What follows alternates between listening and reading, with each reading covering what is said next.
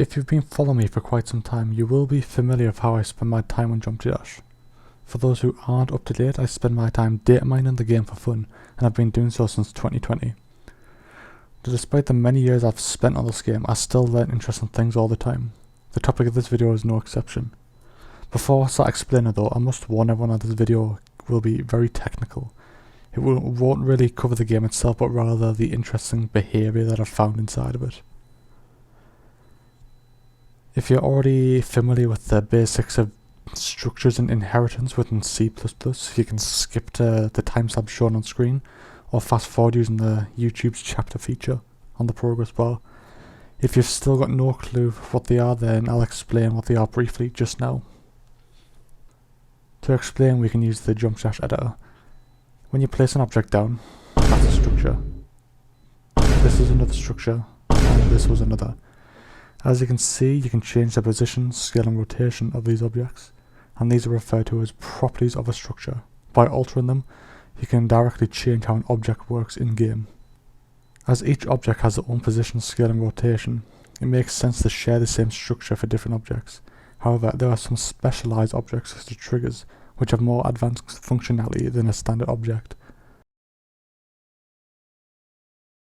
So with the amount of settings that are unique to triggers, it would be wasteful to store them all in a single structure of a standard object, because they won't be used. You need to use the resources efficiently.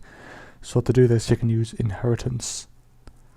Now you may ask, what is inheritance? Imagine this platform as a structure. As you can see, it's pretty basic, and we'll want to extend its functionality. So we can start adding a design to it to make it look more pretty.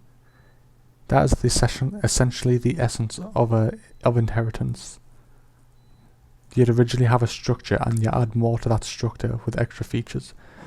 This is an extremely simple surface level explanation of structures inheritance, and there's a lot more that goes into it, such as function overloading, virtual functions. However, these concepts aren't required for the topic of this video. Now that we have an explanation out the way, we can start exploring this interesting behaviour. So between the versions of JumpDash, the structures tend to be in the same order. In some occasions there may be a bit of a gap between properties which need to be accounted for. However, for most cases the structures will match between platforms, and this is great for modern as it removes the confusion for platform specific structures. However, there is an anomaly in the gmanager structure from update 2.1. On the PC version of JumpDash, gmanager only has 4 properties. What these properties represent is not important for the video. However, if you're interested, it includes the file name for the save data, whether the save file was set up properly, whether the game is saved into the file, and if the game is currently quick saving. However, on the Android version of the game, there are 5 properties, the final one being if the game should switch between full screen and windowed mode. The strange part about this is on the PC version of the game, this property is the first property of Game Manager, which inherits gmanager. So what's going on? Well, this is due to how structures work in the game's memory. As you know, structures are made up of many properties. However, some properties may be bigger than the others. Typically, you can picture a structure to be split up like this.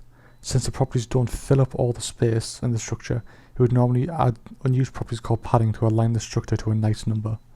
In this case, however, the Android version does not add this padding, so despite the property being a part of Game Manager, it gets stored in gmanager. If anyone is curious, this is actually intended behaviour. Anyways, that's all. I thought it'd be interesting and felt the need to share the interest of the world. So if you like this type of content, let me know.